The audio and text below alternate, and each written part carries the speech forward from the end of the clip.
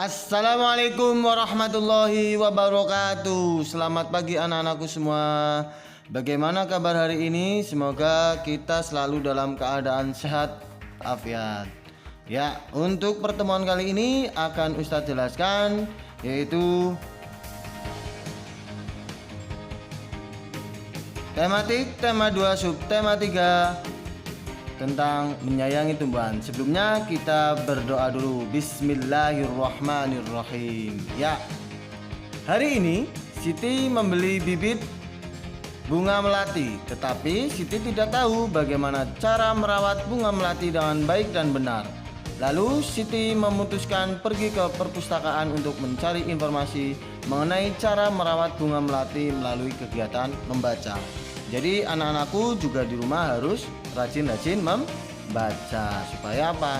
Supaya menambah wawasannya ya. Ya, akhirnya Siti memperoleh informasi tersebut. Informasi mengenai cara merawat bunga melati dengan baik dan benar itu terdapat pada buku paket halaman 108. Silakan di rumah sambil dibuka buku paketnya. Ya.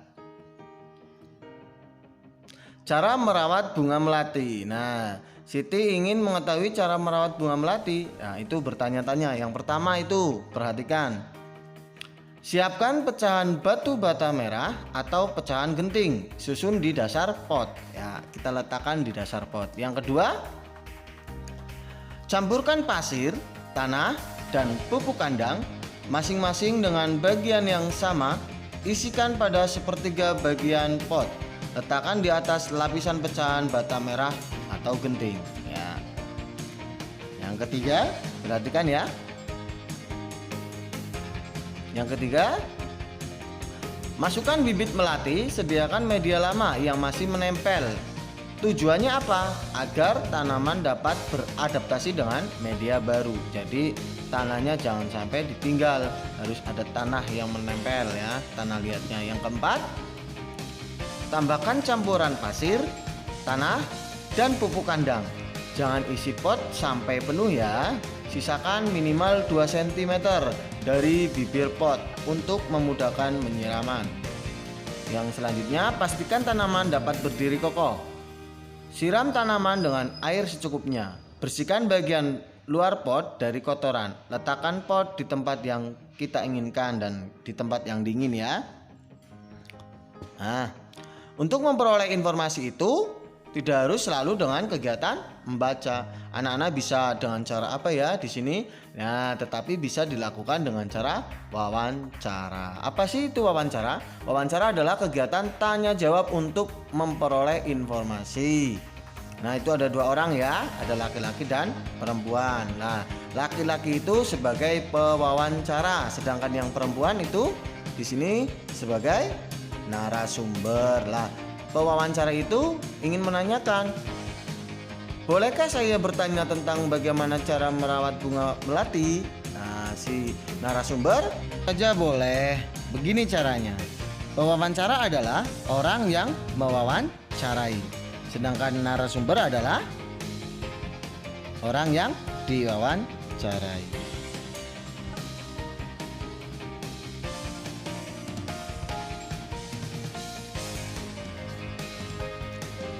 Sebelum bertanya, kita pewawancara harus membuat kalimat tanya. Kalimat tanya dibuat dengan kata tanya. Kata tanya meliputi apa saja anak-anak? Yang pertama adalah kata apa. Yang kedua, kata di mana. Yang ketiga, kapan. Yang keempat, siapa. Yang kelima, mengapa. Dan yang terakhir, bagaimana. Kata tanya di atas kita bisa singkat menjadi adik Simba untuk mempermudah kita menghafal ya. Selanjutnya, setelah kita belajar tentang kata tanya, sekarang kita belajar tentang gambar dekoratif yang sebelumnya sudah Ustadz jelaskan kemarin. Sedikit Ustadz ulang ya anak-anak.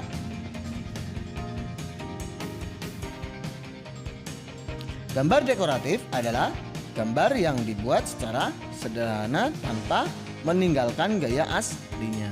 Tujuan gambar dekoratif adalah agar gambar atau benda yang kita gambar menjadi lebih indah dan menarik. Keindahan setiap motif terletak pada komposisi warna, garis, dan bentuk motifnya. Nah, motif dekoratif biasanya berupa apa saja? Di sini ada dua ya. Yang pertama yaitu motif bunga dan tumbuhan. Yang kedua yaitu apa itu anak-anak? Motif hewan. Ya, yang Ustadz contohkan adalah hewannya ikan ya. Boleh motif yang lain. Keluarga Dayu sedang bercakap-cakap di teras rumah. Mereka sedang membicarakan tentang kewajiban dan hak. Setiap anggota keluarga mempunyai kewajiban dan hak masing-masing. Hak dan kewajiban tergantung dari perannya di dalam keluarga. Di dalam keluarga ada ayah, ibu, dan anak. Itu yang disebut apa anak-anak? Ya, disebut keluarga inti. Ya. Kewajiban adalah sesuatu yang dilaksanakan. Jadi ayah, ibu, dan anak itu memiliki kewajiban masing-masing. Nah, setelah kita melaksanakan kewajiban, hak adalah sesuatu yang kita dapatkan setelah melaksanakan kewajibannya. Kewajiban anggota keluarga yang pertama tadi siapa anak-anak? Kewajiban ayah. Ayah di sini berperan sebagai kepala keluarga. Ayah memiliki kewajiban yang pertama adalah itu bekerja mencari nafkah ya. Kewajiban ayah yang pertama bekerja mencari nafkah.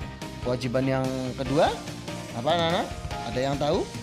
Nah, itu melindungi keluarga. Jadi ayah itu melindungi keluarga. Yang kedua adalah ibu. Ibu berperan sebagai pendamping kepala keluarga. Ya, mendampingi ayah. Nah, memiliki kewajiban yang pertama apa?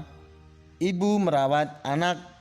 Ya, yang kedua kewajibannya ibu mengurus rumah, yaitu memasak. Selain memasak, ibu juga apa anak-anak? Mengurus rumah. Yang lain yaitu apa itu? Nah, membersihkan rumah.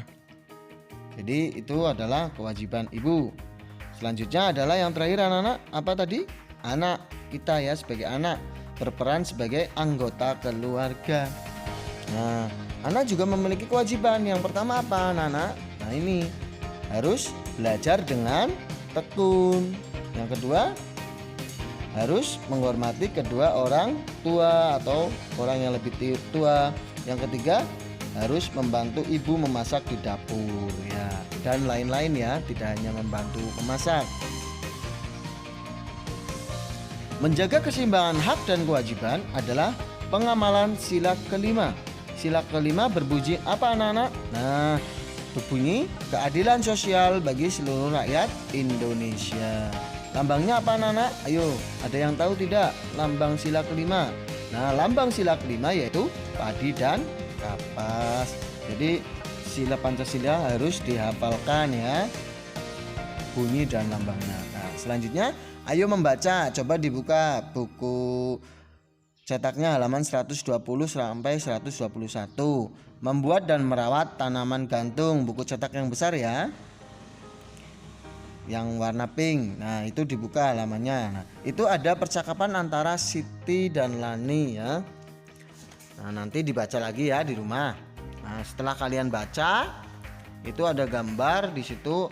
Gambar apa anak-anak? Nah, nanti ada pertanyaannya di bawahnya. Nah, di sini ada beberapa pertanyaan. Setelah membaca percakapan di atas, jawablah pertanyaan di bawah ini. Ustadz contohkan 2 saja ya. Nanti selebihnya diselesaikan di rumah. Yang pertama, di mana Siti dan Lani bercakap-cakap? Nah, jawabnya harus lengkap. Siti dan Lani bercakap-cakap di halaman sekolahnya. Yang kedua, apa yang dibutuhkan untuk membuat sebuah pot gantung? Nah, jawabannya yang dibutuhkan untuk membuat pot gantung adalah botol plastik bekas, pita perekat, gunting atau pisau, tanah liat, kayu pipi, tali, dan tanaman yang harus dimasukkan di dalam potnya. Ya, mungkin cukup sekian dari Ustadz. Materi tematik tema 2 subtema 3 banyak kurangnya Ustadz mohon maaf ya anak-anak. Terima kasih sudah menyaksikan video pembelajaran dari Ustadz Lukman. Cukup sekian dari Ustadz. Wassalamualaikum warahmatullahi wabarakatuh.